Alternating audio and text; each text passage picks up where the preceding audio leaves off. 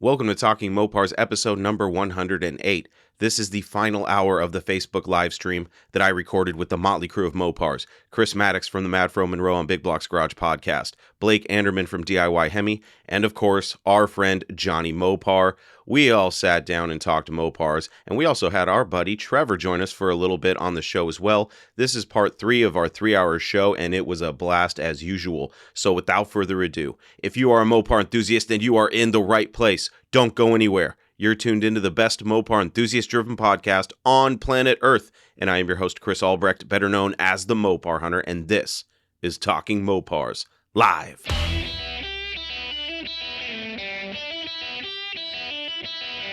You're listening to Talking Mopars with the Mopar Hunter, your direct connection to all things Mopar.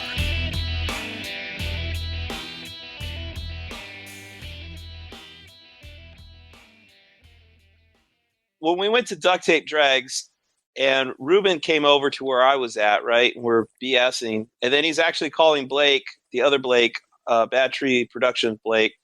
And Derek from Vice Grip's garage is like parked right in front of us. And he's got like a big ass, I assume like Duramax diesel quad cab lifted 4x4 truck. I mean, I don't know if it was 4x4 for sure, but the thing looked like it was probably over $100,000, $90,000 to $100,000 truck. Mm-hmm. Box trailer behind it, like a long one, not just big enough for one car. It looked like it was long enough for 2 cars. Big box trailer, and he's pulling out like a crappy roadkill looking Chevy pickup truck with a 6-cylinder in it, and it's like it's the typical thing you would see on his channel.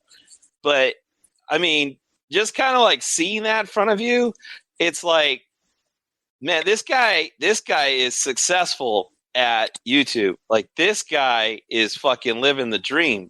You know what I mean? Mm. I mean, yeah. If he could come all the way, because I think he moved to Tennessee, right? I think he lived somewhere else and he moved to Tennessee, but he's coming all the way from Tennessee all the way out here to Arizona to do the duct tape drags.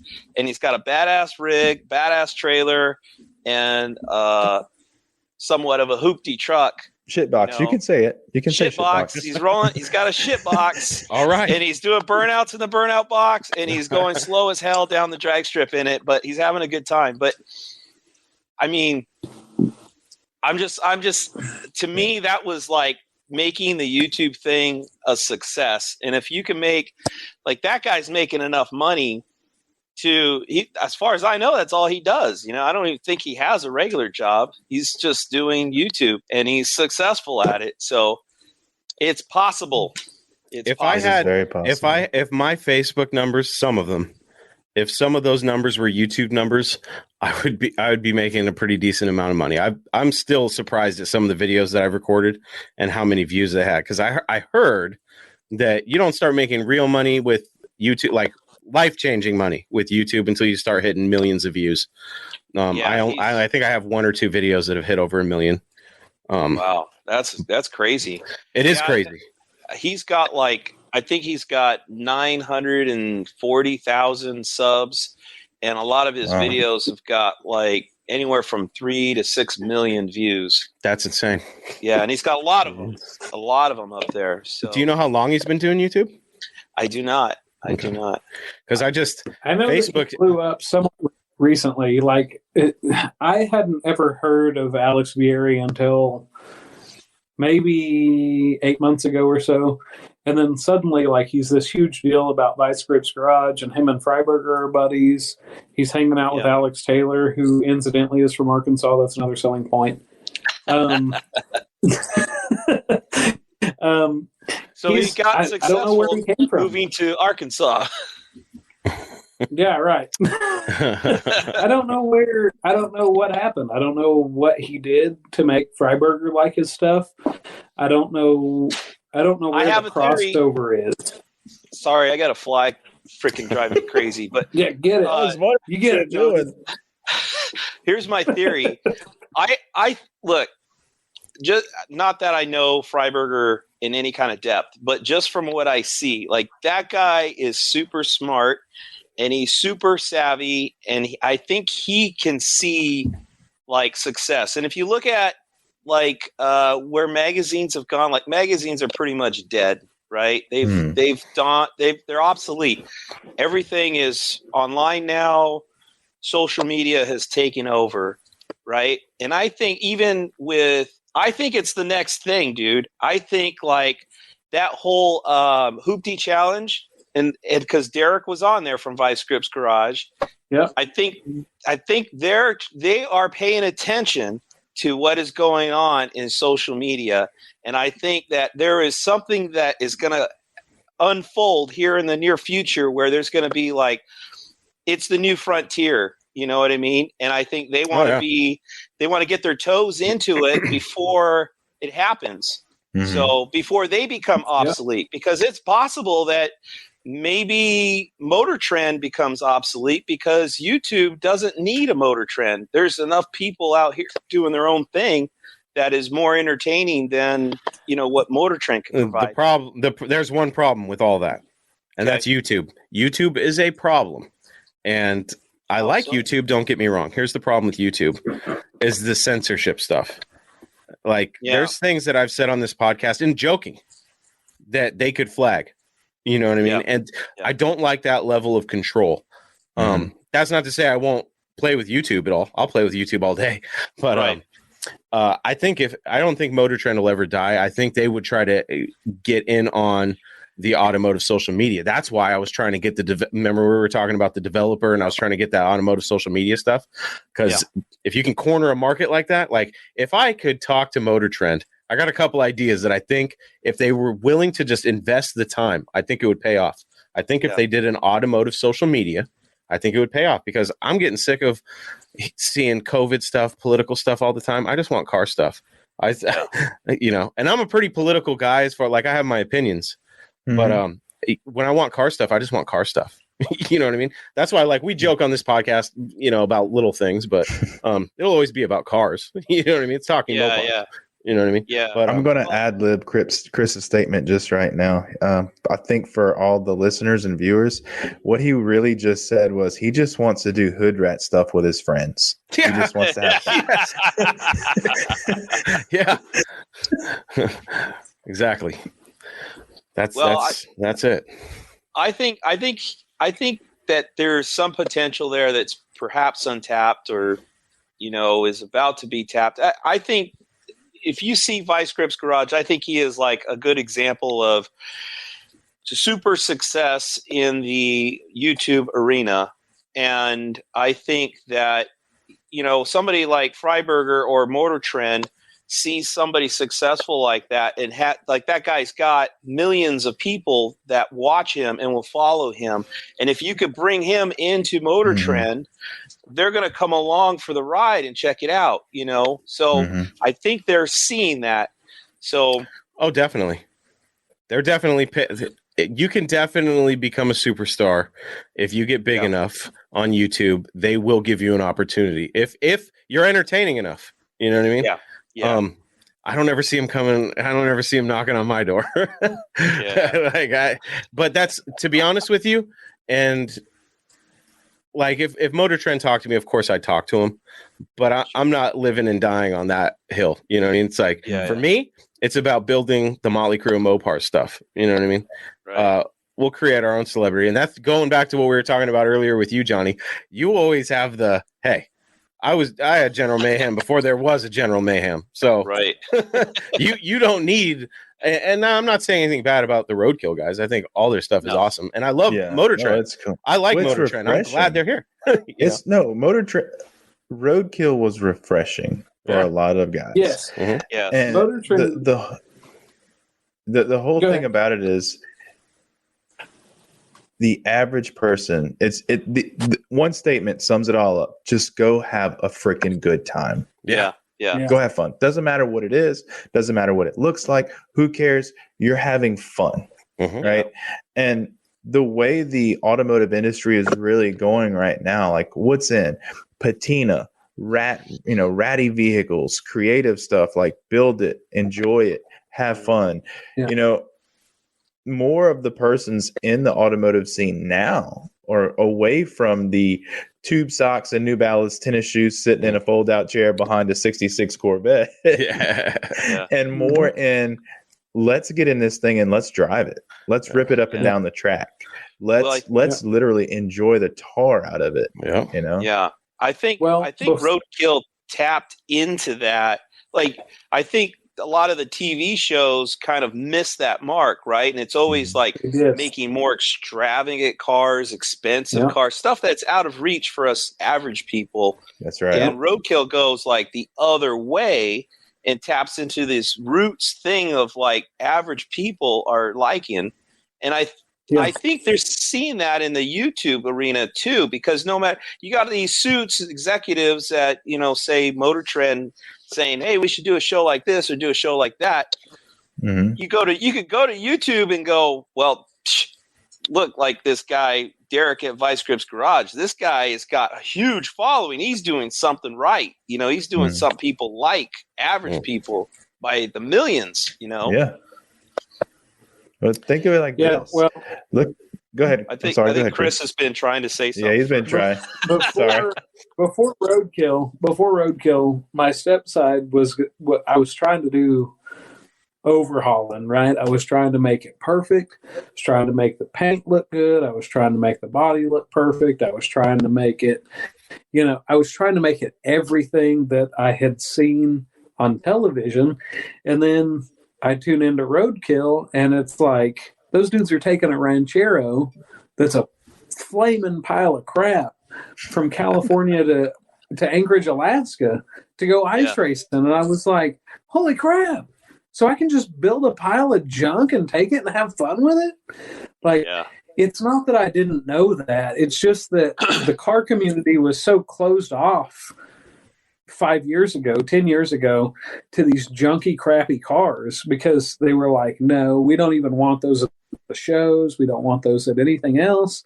You know, duct tape drags wouldn't have happened 15 years ago. There's no way duct tape drags would have happened 15 years ago. Zip tie drags would not have happened at that point because it wasn't that. It was like, let's build a concourse car and let's show up and let's run 17s. But now it's like, you know what? Let's show up with our rusty pile of junk and run 15. Yeah. And have fun and do burnouts. Yeah. And it's awesome. And I think, you know, 15 years ago, I think it's possible it would have been successful, but who knew? You know, like who would have thought? I mean, if I was trying to come up with a show, I'd look at the shows that are out there and go, okay, overhauling, you know, that's the high watermark. It's like, we got to have a show that kicks ass like that. Build a car in a week, make it look bitchin', you know, over the top. And you would think that's the way Monster you got to go. Yeah. Oh God, Monster Garage. Oh man. Right now, we live in a time We live in a time right now where it's all about blue collar bitching. That's the overhauling days and shit. They're cool cars, but the average guy, blue collar bitching, baby. You know what I mean? Yeah. So, I want to say this, and it's probably not the most family appropriate statement I've ever said in my life, but okay, so I preface it so everybody can like turn their headphones down. The kids put the earmuffs on, all that good stuff, right? We had a really gruff, We had a really gruff technician that used to work with us, and he said something that struck me. And I've seen it since posted online, but it struck me as like, this is the quintessential like average Joe statement, and it is like enlightening. It's like, son, saving your car for the next owner is like saving your wife for her next husband. And it's like, right. Holy, that makes a lot of sense. Yeah. Show up that and makes show a out. lot of sense. Like, have fun and enjoy this life. Enjoy yourself. Like, and there, I think there is also a reason why, especially with the advent of Roadkill and what those guys have done, it's genius. Is look at overhauling, which was 15 years ago, 20 years ago, I think it became out, was the pinnacle. Everybody's like, sweet, overhauling. A guy shows up at my house, takes my car, tricks it out. It's awesome. You know how many of those cars wound up for sale on eBay because the customers hated them? Oh, yeah. Right. For one. Yeah. Another thing is that show has been canceled and brought back so many times. It's never had a consistent following because people just got tired of immaculate, beautiful, out of the realm of reality.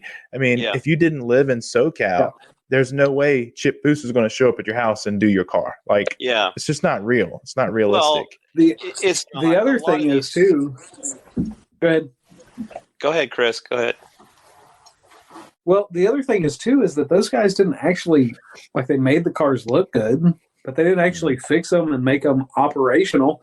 That's where Lucky got his shot, right? Lucky was a mobile tech that they called in, and they were like, "Hey, we've got like a warehouse full of cars that don't run, and come fix these things up." And Lucky showed up and fixed all these cars that Overhaul and built, and he got them all running and gave them all back to where they were supposed to be.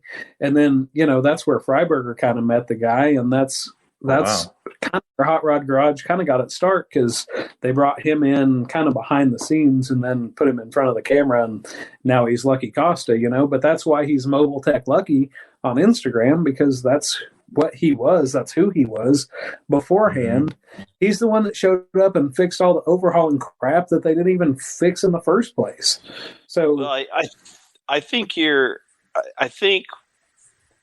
the reality is a lot of these TV shows, like, and my eyes have been opened up to a lot of this shit lately, but they are all fake. There's a lot of fakery involved in them, and I think we're all starting to see through it, and I think to see. Well, there's still a lot of people out there that believe it's real, right? They think it's legit, but there's most of it is bullshit. Most of it is fake. It drives me crazy. It drives me crazy when you're watching Overhaul and it's like they bring in this fucking sweet ass car. Like, I would die to have a car that nice. Like, before they started to overhaul it, it's like, why don't you bring in a piece of shit that's rusted out, the motor's out of it, bring in a real car and save it, make it a car that's got one tire in the grave, bring it back to life. Like, that car does not need to be restored. It's running, it's driving, it looks bitchin' ass the way it is, Reality shows crack me up, dude. You want to know when I realized how unreal reality shows was when I was on one. Maybe you guys. Yep. Maybe I didn't tell you guys about this. Yeah. No. Real World War. Guys, I've been on too. You go ahead first. I'm going to start this story, and you guys are going to go, "Oh, this is about to get interesting." But I promise you, I was not the subject of the show. There's a show called Hoarders, and it's pretty popular. Yeah. I used to work for a company called 1-800-GOT-JUNK. Yeah, this was back in the day. $11 an hour, just worst job ever. So we go to film. Gosh, I wonder if I could get sued for this. Anyways, so we go to film this reality show, and I was against it from the beginning because I thought it was exploitive, and I just really didn't agree with the whole premise of the show.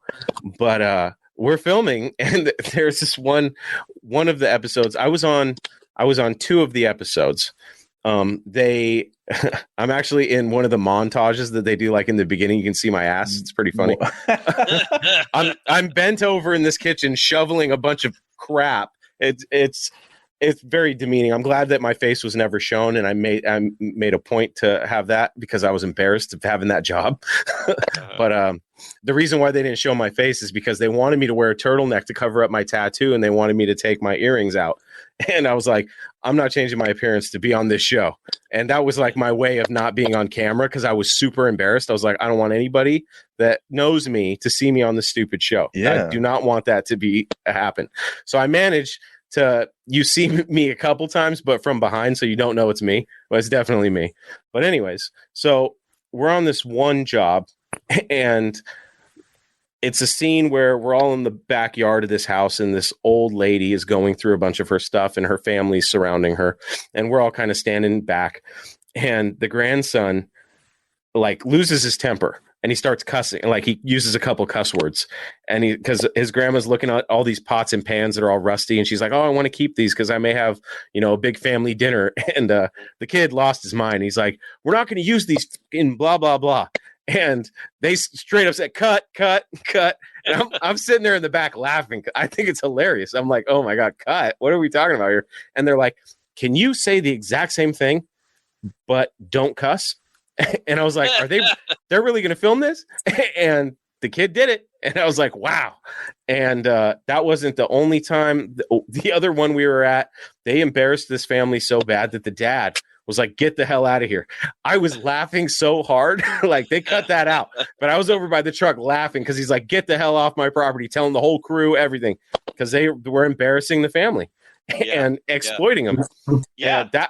That one was gnarly too, because this family lived in this little house and it didn't have running water for like 2 or 3 years.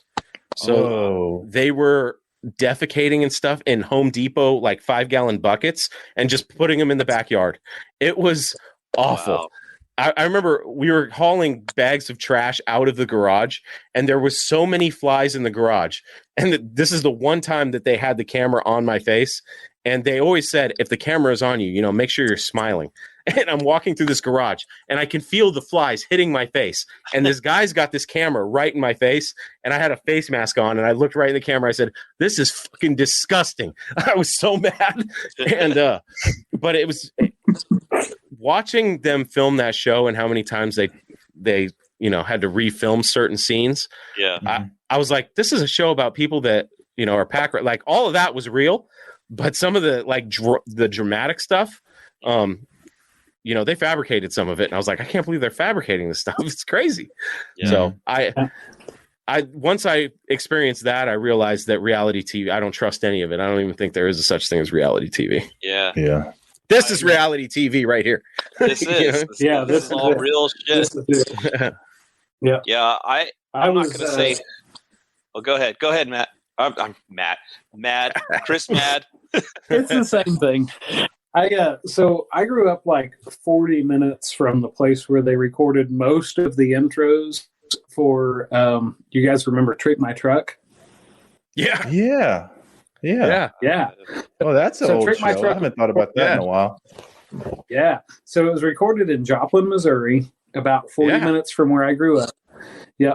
So me and my stepdad, he was like, he told me like, hey, they're recording an episode. They're asking for extras. We're going to go up there. We're going to be part of it. And I was like, okay, sounds awesome. I'm like 12 years old. Right. So we go up and we go to this parking lot in Joplin, and we're hanging out there, and they pull in all these production crews and cameras and 5 or 6 trailers, and they pull in this like hunk of crap pickup with like a junky like makeshift camper that was supposedly the team that this guy was for, the Tennessee Volunteers. Apparently he was a Volunteers fan or something, I don't know. So anyway, they're going to pick up his truck, overhauling, but for semis. They're going to pick up his semi, they're going to take it to the Chrome Shop Mafia, which is in Joplin, and they're going to like trick this thing out and do the whole deal. We literally were there for 16 hours for them to get for them to get the intro, which was only like 20 minutes worth of footage. We were there for 16 hours for them to get about 20 minutes worth of footage. And by the time, halfway through the day, the guys that were supposed to, like the intro actors, they left. We're like, we're not doing this. This is ridiculous. So they were like, hey, do you want to do it? And I was like, I'm 12. So I was like, heck yeah. So they packed me into this stupid little trailer, and, it was everything was scripted. Everything was, this is how you're going to react. The camera's going to pan to you. This is what you're going to do. This is, everything was like, you need to do this just right. The funny thing is, the episode, I don't think ever made it to television. I've never seen it. But it was like so micromanaged. Every little detail was like, this is what we want you to do. This is what we want you to say. This is when the camera is going to cut to you. This is what you're going to do when it does. This is, everything was, it was cut scene, like you said, it was just, it was ridiculous. It's wrestling. And yeah, it was wrestling, and I loved wrestling as a kid, and I knew that wrestling was fake, but there was at least a storyline that you followed. 16 hours for a 12-year-old to like record a 20-minute intro was like, I'm done. And I honestly, even after that, I never watched Overhauling. I never watched any of those shows the same way again, because it was like, it does. I know what it's like behind the scenes. I've been there. Yeah. It's nonsense. None of this stuff is believable after you've done that. I have a friend that, like, and I'm not going to say who, and I'm not going to say what show, but he works he worked like behind the scenes. So you have this TV show, and the guys that are kind of like the actors or the main guys of the show, and they're doing work, they're doing some work, but after those guys go home, there's like a whole nother crew of guys that go work on the car because it's too much work for just like, 5 people or 4 people, whoever's on the show. And even all the stuff that happens in the show, like finding the car and negotiating the sales price of the car and all that kind of shit, it's like all fake. None of it actually happens. The shop. Yeah, I just can't believe people buy that kind of shit. You know what I mean? How are you? Like I love Rust Valley Restores. I love that show. I love the main guy, the dude with the dreads. I love it. But like this is a classic example. They're in that big military truck. Avery just bought it. And they run out of gas. And what's the main guy? The guy with the dreads. I forget his name. Yeah, I forget his drawing name. a blank.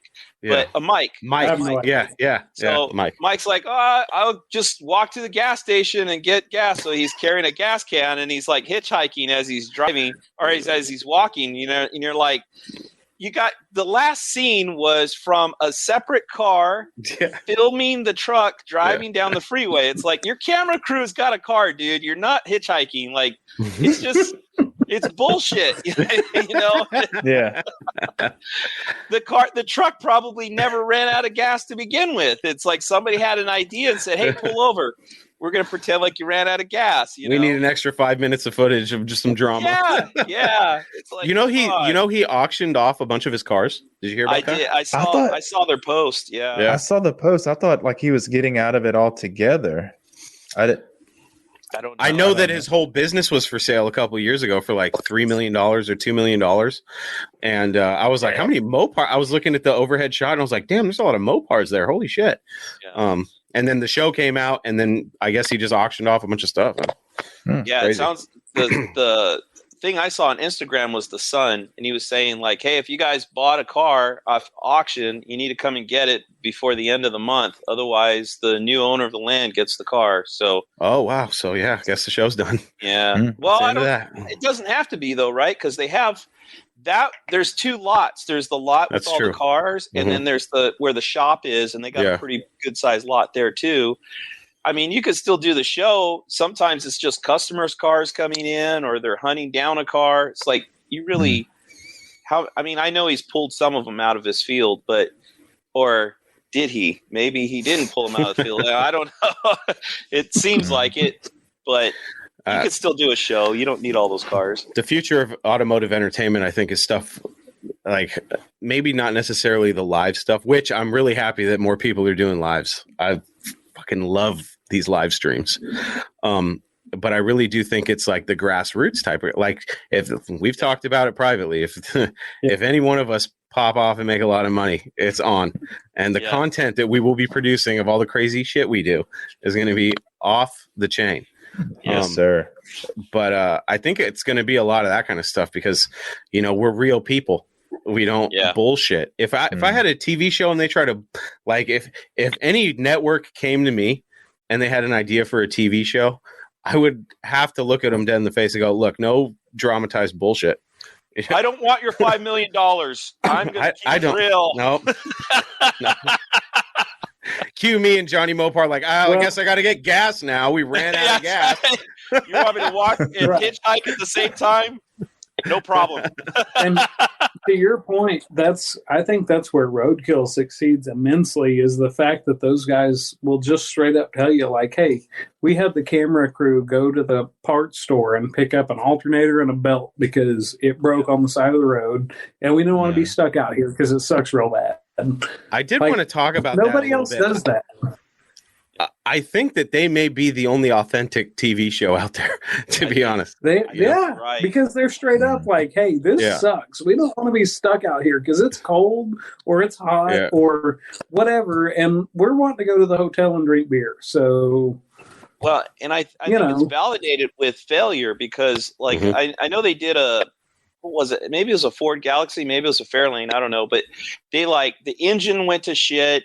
They got together with some high school or something like that, and they got their motor, like they had built a motor, and they actually installed it in the parking lot of the hotel they're staying at. And something went wrong. Like, however the motor was built, it wasn't put together right, and the motor just died. It was dead. They were screwed. It was over. And Freiberger's like, it was put together wrong. It won't run. It's like, he's like, we're done. It's done deal. The end of the episode, basically, And so I think that validates the fact that it's authentic, because and even with the famous cars, they did the same thing with the Rotson. They tried to drive the Rotson to SEMA, and the Rotson broke down, and they were like, it broke down before we even got there. This thing is a piece of crap. We're going to SEMA. We're going to leave this thing in the parking lot because it sucks, and see you next time. Sorry. Yeah. It's like, at least they're straight up about it. They didn't try to make it seem like they made it to SEMA. They did burnouts. The Rotson won awards. I never get anxiety, though. I never get anxiety from that show, though, because I know they have the support vehicles and shit. You know what I mean? Right. That they're going to get out of the situation. Yeah. But say Johnny Mopar and I are going to jump in the caravan and go wherever they need to go, and it is what it is. Johnny Mopar and I decided to do a YouTube show about us driving to Mo Party in his Charger, and shit happens. We don't have a support crew. It's me and Johnny going, fuck, do you have AAA? Because I don't. What's your brain? That's part of the reason we drove the Challenger to Mo Party this year instead of the Mighty Max or Chief, because neither one of them would have made it. But I think that's the next level of automotive content, because I think people love Roadkill, but then you get the haters that are like, oh, you sold out when you went to Motor Trend. We loved you better when you're on YouTube. It's like, you loved them better when they were on YouTube. They produced great content when they went to Roadkill. Right? What was people want authenticity, pure authenticity. They want to see you in the shit. They want to see you break down and go, we are screwed. This ain't no TV bullshit. We don't have a Grand Caravan with cameras in it. We are screwed. Yeah. I think one of my favorite Roadkill episodes, I forget the car. I can see it. It's a white car. It was the one where they literally had cash in their pocket. They kind of threw the dart at the map, and they flew out to some podunk town in the middle of nowhere, and they bought, was it like a Grand Prix, a 70 Grand Prix or some hoopty, and it was like, all right, we got to make this all the way back to California and have it sold by the time we get home or something. And they pulled in like Kansas, and they were like, this isn't gonna make it. Yeah, it was something.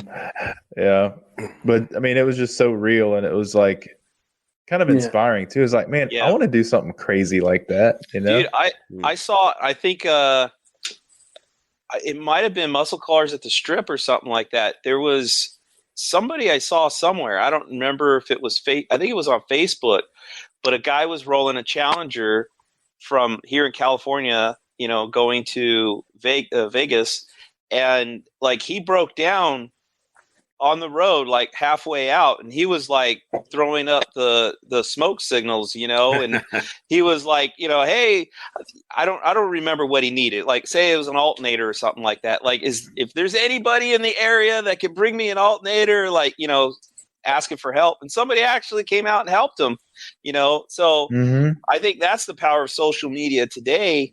And that, dude, I think that was 5 or 10 years ago I saw that, I can only imagine. I mean, if we got Chris Albrecht in the car and he's doing lives and shit goes wrong, like, all right, guys, we need a new 8 3/4. We're on the side of the road on the 15 freeway, and we prefer a 411, but if you've got a 355, right. I hope Mopar's ready. If I run into any Mopar executives at SEMA next week, it's going to be exciting. It's going to be hard for me not to say, "Hey, I have this idea," and all it's going to take from you is some crate engines, and I have a crew of guys, and we will come up with the wildest shit you have ever seen. Now, listen, whether it will all succeed or not. I will have the fastest Mighty Max on the planet if you get a hold of those. So it's going to be okay. We're going to make this work. We've talked about it. We've talked about some stuff off air that I think would be really cool, and I really want to make that happen someday. It's just a matter of time. You got to be patient. Yeah. We don't have backing from Motor Trend or, because let's be honest, if Freiberger didn't have Hot Rod and his history in magazines, it probably wouldn't be a roadkill right now. That stuff wouldn't exist. And unfortunately, as far as I know, none of us are involved in any magazines. This is what we have. We have social media and the content that we produce. There might be one involved in a magazine in the near future. Oh, shit. Okay. Well, we'll have to talk about that off air. Because it sure as hell ain't me. I know Playgirl hasn't called me at all. Like, we're doing a special content creator issue. Yeah. There's still hope. Hey, we saw your ass on that Picking Up Trash show. Orders. We want to do a spread with just guys wearing just trucker hats. Yeah. That would be great. Right. Oh, man. Yeah, we might be looking back at this very moment, guys, and it might be like, Freiberger getting his job, his intro into Hot Rod Magazine or Carcraft or wherever he started, and we might be there right now. We're at the beginning, the very first steps of something huge, I hope so. It'd be pretty awesome if we could. Social media is, you can make money without any corporate backing. You just have to build the following and just be patient and make the right moves. Yeah. Mm-hmm. And be self-funded. Being self-funded and independent is probably the best thing you could do. I would love to just make enough money to make what I'm making now with a job. And then this is my job, just make just enough money to support myself and then be able to live anywhere. I don't have to live here close to my industry I've got all my experience in. It's like I can go anywhere in the country and do the same thing, and then do shit like, dude, if we had the freedom we didn't have to worry about a job and all these events, duct tape drags, Mo Party, muscle cars at the strip, whatever it is, like we just planned those events out through the whole year and we did something like build a couple of cars, so if one of them breaks down, we've got a rescue with the other one or something. And we're driving to these events. That's our purpose. We're getting to these events, Right. Yeah. There's not going to be a support caravan. It's going to be a support boogie van. Yeah. I'll tell you that. That would be awesome. That'll probably break down too, but that's okay. It doesn't matter because it's a boogie van. So to close it out, I'm going to get off of here. I'm ready to close this out for myself. Anyway, you guys can keep going. My whole goal, and this is what I've told Matt too, I don't care if the podcast pays my bills. I don't care if YouTube pays my bills. I don't. All I want, the ultimate goal, is for this to end up eventually paying for me to build my crap so that my normal job just pays my house payment and my car payments. Agree. If I can just build my truck and my 50 and my 72 Charger and eventually the 15 to be a drag car, that's all I want. Like, legitimately, if I can just buy hot rod parts with podcast money, I'll know I've made it. That's how. Do you have to buy them? or they're shipped to me and they go, hey, try this out. If you like it, There you you can go. keep it. And I can go, Yeah. whatever. I just want to put hot rod parts on my car without taking the money out of my pocket. That's the ultimate goal. You'll get there, dude. Yeah. Unless you're spending all your money on traveling, then you won't have money for parts for cars. Because I'll tell you Which right is now, where if I I'm didn't at go to right some now. events, that boogie van would be on the road right now, and Mr. Norm would have a Hemi in it. I've spent so much money getting to these events, but that's all right. Gotta get those. As Baby steps. like I was telling you guys, after Mo Party, my numbers went up. I don't know what happened, but going to these events not only is a great time, but it's also a great way to spread the word about, the content and stuff like that. So it's a lot of fun. Yeah. Fact. So, all right. Well, I'm out. real You guys quick, have a good before you night. go, I'll Chris, see you guys. before you go, Okay, go just real quick, so there's a speed shop over here in Riverside near where I live called Mazzolini Racing, right? And he's an old school drag racer and blah, blah, blah. I know that at one point, Chrysler gave him cars so that he can make into drag cars, for free. Here's a car. So Yes. you're talking about those Hemis and stuff like that. I think if we get a big enough footprint and for them to pay attention to us, we could get some of those Hemis and drop them in cars, make projects out of them, and roll them across country for free. Well, somewhat for free. They have that program already at SEMA. Do they? Yeah. So there's actually a Chrysler program. You can apply. It's an application process. You apply. You tell them what you need, what you want to do, what you want to build, and you have to be organized. You have to have a game plan. You have to have a schedule, and they'll approve it. But so they supply you with whatever it may be, and then at the end of it, there has to be an agreement on disposal. So this goes for anything. It's really more frequently used for complete cars. So you go to SEMA and there might be 5 businesses out there that are sponsored. Ram gave them a free TRX. Basically, they got a free TRX so that they could put their fender flares and wheels and tires on it and advertise it. So I actually looked into the literature. There is a program where, build specific, you can apply through Chrysler and get those things. Cool. Okay. Well, Blake, I think you and I have talked about this maybe on a podcast at some point. Maybe. It sounds familiar. I think Maybe you and I have so. talked about this in the past. Because I remember going, wait, dispose it? What do we got to do? We got to get rid of this shit? No! Crush it. Yeah, unfortunately. Gosh. Yeah. Yeah, I'll Wouldn't do take that. care of it. That's for sure.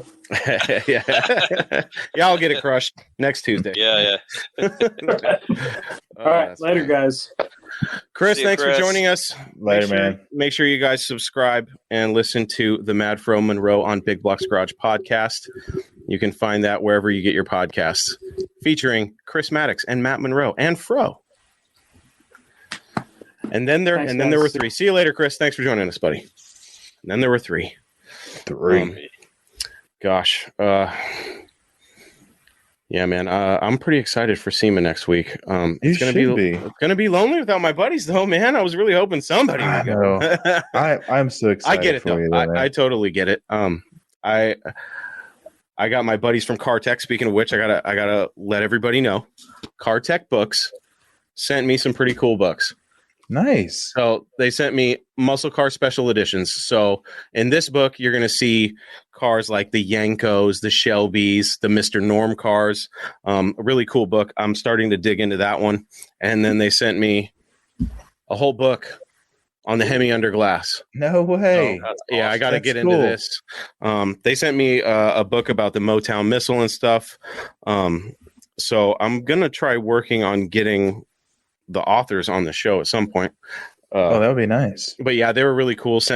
Randomly sent me the books. I've got a couple buddies over there, so I'm actually going to meet up with them at SEMA, and But yeah, for anybody that is into automotive literature like I am, make sure you go to cartechbooks.com. They got a lot of cool stuff, including like how-to stuff. I have a couple how-to books for small block Mopars and Gen 3 Hemis. They've got a couple good books on that stuff, good general knowledge books, and then history books. I love that kind of stuff. So I'm really excited to dig into those books. I have a Chrysler rear end differentials build book by them. I'm pretty sure I do. Yep. And I have some of the Hemi books. Yeah. They're very well written and easy to use. Also as a guide. Yeah. You know, if like you're in the shop and you're, what was the torque spec on? It's in the charts in the book. So yeah, I've really appreciated not only the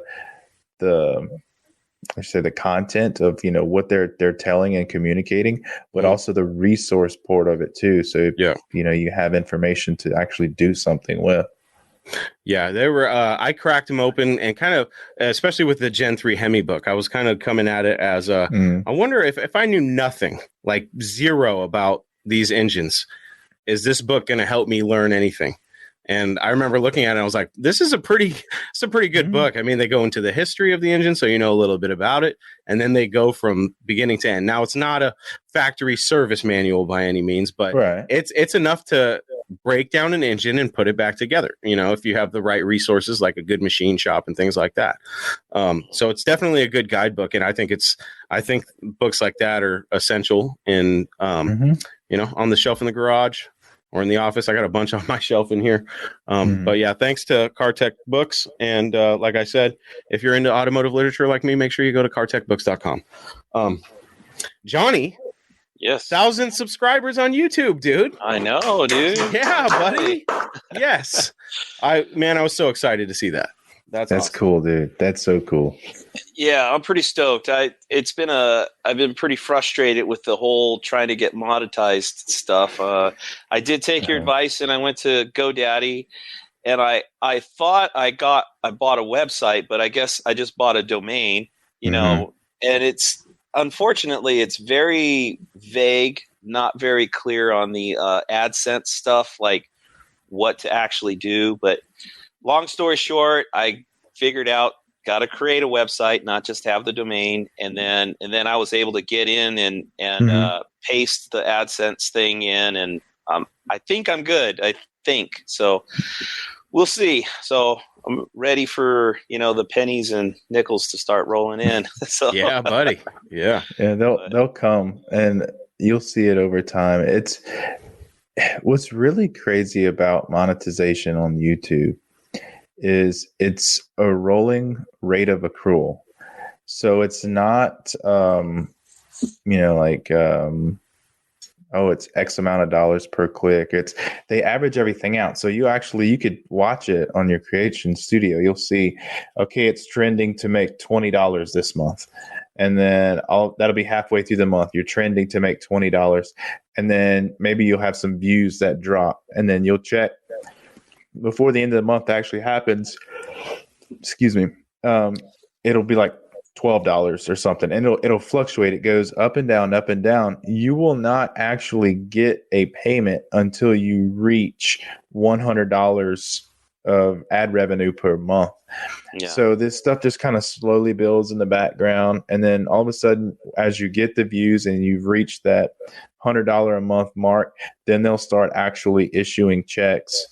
But there's just like so many little nuances. It's like you got to have this and that, and you got to have 4,000 hours within a 12-month window, and it's pretty technical, but I will say it is refreshing after a month. So you're monetized now. That's awesome, because it won't be long. It's going to be slow. Don't expect a lot at first. $30, $40, something like that.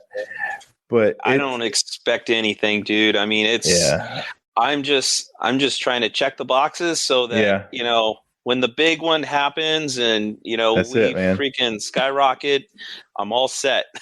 No, you are. You're doing everything right.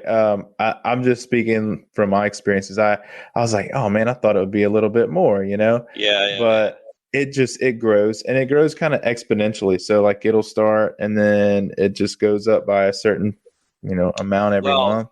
Yeah. I mean, it's interesting how it's weird, man, because just starting off, it's so slow as far as people subscribing to your channel, and you're evolving yourself, and I think things are getting better and maybe a little more streamlined and stuff, and but it's really slow. And then I think Duct Tape Drags did a nice big boost for me.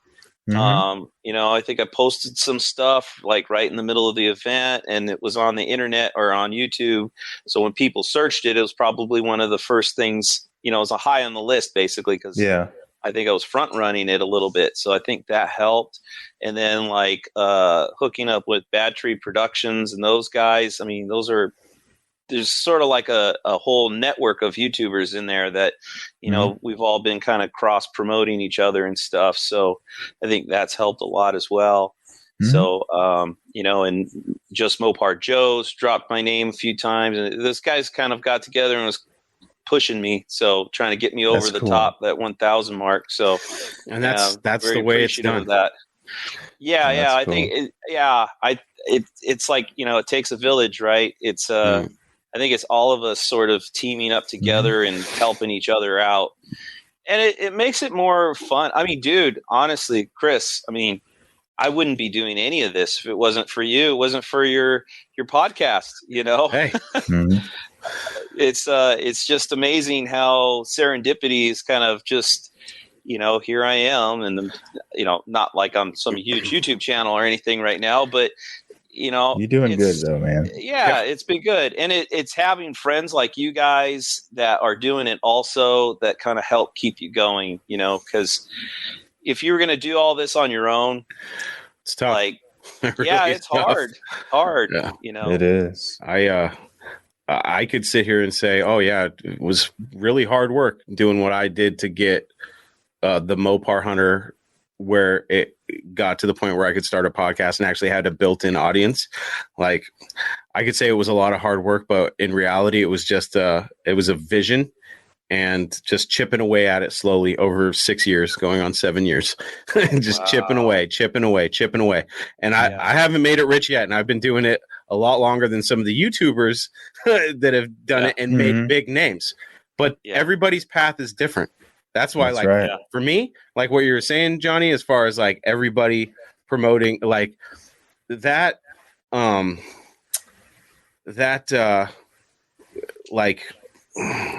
can I put this?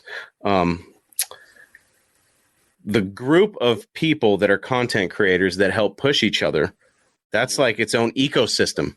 Where you don't need a Motor Trend. You just need a conglomerate and an ecosystem of people with the same goals to push each other. That's why, I have no problems dropping, Bad Tree Productions, Muscle City Madness, things like that. I have no problem saying other people's names and saying, hey, go check their stuff out. Just Mopar Joe, go check his stuff out. When somebody else succeeds, eventually someone will find my stuff. If they don't find me and they find somebody else, eventually through that grapevine, they will find it. It's all about cross promotion. You were just on Muscle City Madness's, on Ruben's live stream. You know what I mean? We've been on Brian's live stream. It's just a matter of just networking. I love the networking. I wish that we were so organized where somebody had a Monday, Tuesday, Wednesday, Thursday, Friday, Saturday, so that nobody was, stepping on anybody's toes, and we all had everything evened out, and we all got a little piece of the pie. But that's the only downside of this networking thing is you're not going to get everybody on the same page, but if we all drop each other's names and promote each other, then you never know who's gonna make it and stuff. You just have to remember who, don't step on people. If you get big, you know what I mean? Johnny's got a fucking Hot Wheel now, so right. Wait. So I think there's special editions. You have to buy them through. You have to subscribe. So that was frustrating too, because I already subscribed to Motor Trend, but I did it over my phone, right? And then so I went on the website hey, I'll go ahead and subscribe for another 12 months behind my current subscription, which is what they're telling you to do. But because I did it over my phone, it's and it was, what was it? Yeah, it was just through the phone. I couldn't do shit from the website. It was jacked up. So I had to cancel my subscription and then resubscribe. And I don't even know if it's going to work. Like, I am resubscribed, but I don't know if I'm actually going to get the car. They don't give you anything like, hey, all right, cool. You checked all the boxes. You're good to go. Your car will be showing up next week.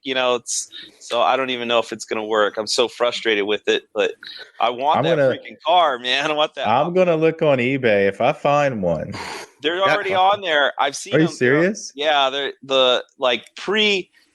before you could even get one, there was guys selling some. I don't know how they get them, but it was like $100 or so a car. Wow. You just reach out to Dave Freiberger and be like, hey, dude. You know what I mean? Hey, that one I don't that ask you had for in much. The video you shoved in your pocket, send it. I don't ask for much, but can I get in Hot Wheel, man? Come on. He's going to send me the hood. He's going to pop the dollar. Oh, God. Yeah. Man. But, yeah. Good times, man. Let's we've almost gone 3 hours. I think that's enough for tonight. Yeah. I know Blake's getting tired there. He's about to pass out.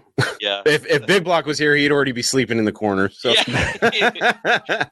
but thanks a lot for joining me, guys. It's always a pleasure talking to my buddies. Anytime, man. And we're gonna get back on the train and keep these things going and keep pushing. So let's go ahead and tell everybody where we can find you. Let's start with Johnny. Johnny, where can everybody find your content and all your fun stuff?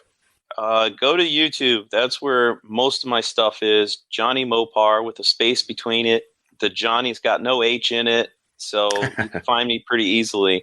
Yeah. And if you search johnnymopar.com now, it'll go straight to my YouTube. Yes! So, yes! Yeah. johnnymopar.com, folks. Yep. It is happening. Oh, that's awesome. Yeah, that's pretty cool. But I'm also on Facebook, and there's Johnny Mopar's Garage on Facebook. Mm-hmm. And I am on Instagram as Johnny Mopar. I can't remember if I put a little line between the Johnny and the Mopar, if it's just one word. I think you just got Johnny Mopar, dude. Yeah? You are just at Johnny Mopar. Yeah. All right. So, yes, sir. That's where you can find me. Awesome. Make sure you subscribe, share his videos, and tell all your Mopar buddies about it. Blake. The infamous Blake Anderman from DIY Hemi. Where can they find your stuff, buddy? DIYhemi.com. That's the most direct place, and we're on the social media platform. So we're on Facebook as just DIY Hemi, Instagram as DIY Hemi, and believe it or not, the lovely Mr. Matt convinced us to get a TikTok. So we have one TikTok out there for a Mo Party. We're not that active on it, but we have it, and that's half the battle. You know, hey, do not. So check this out before we go. Facebook. So I've been kind of, for those of you that listen to the podcast, I've been dealing with some stuff. I've been sick a couple times, with all the traveling and stuff. Mm-hmm. Got home. My daughter was sick. I got sick twice. I got good for like 3 days, and then I got sick again. And during that 3 days where I felt fine, I did a podcast, and I was like, all right, we're back in the saddle. And then I got sick, started losing my voice, and I was like, oh, of course. And then, my mom's having health problems.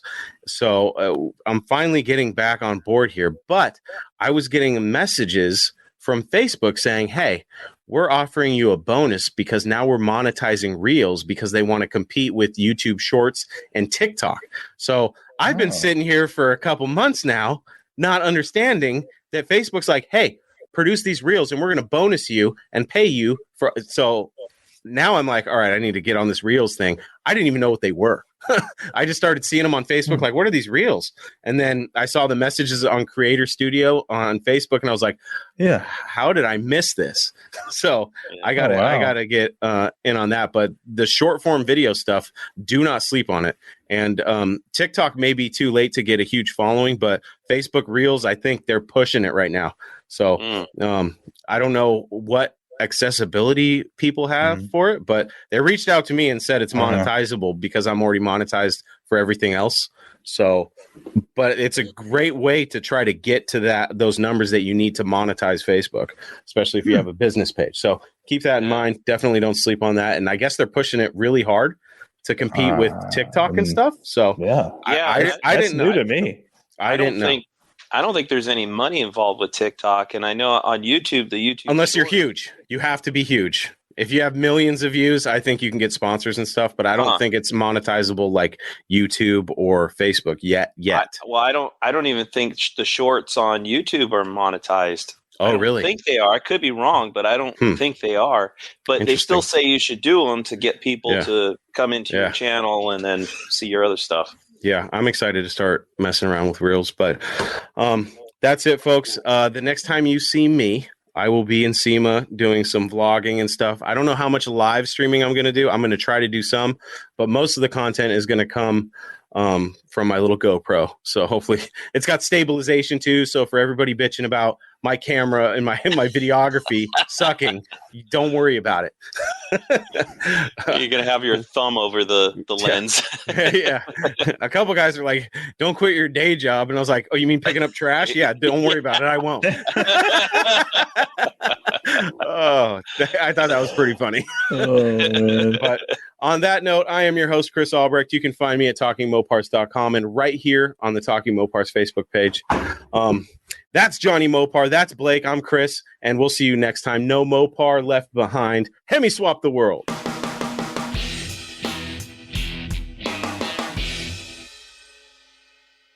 Okay, my friends, this upcoming week, I will be bringing you coverage from the SEMA show in Las Vegas. If you can't make it down to Sin City, do not worry, do not fret. I will be there to make sure that you don't miss out. So stay tuned for content from SEMA. You will find it all on the Talking Mopars Facebook page.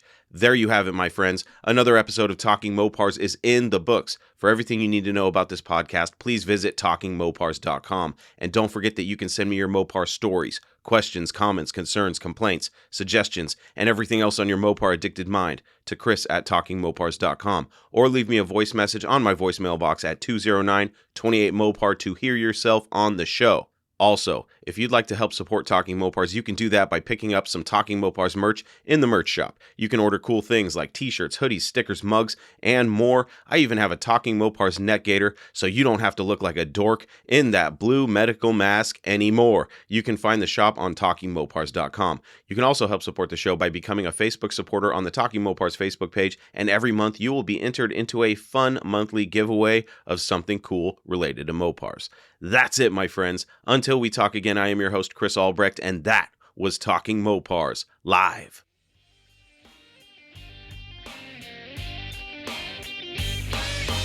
Thank you for listening to Talking Mopars, your direct connection to all things Mopar. Until next time, remember, no Mopar left behind.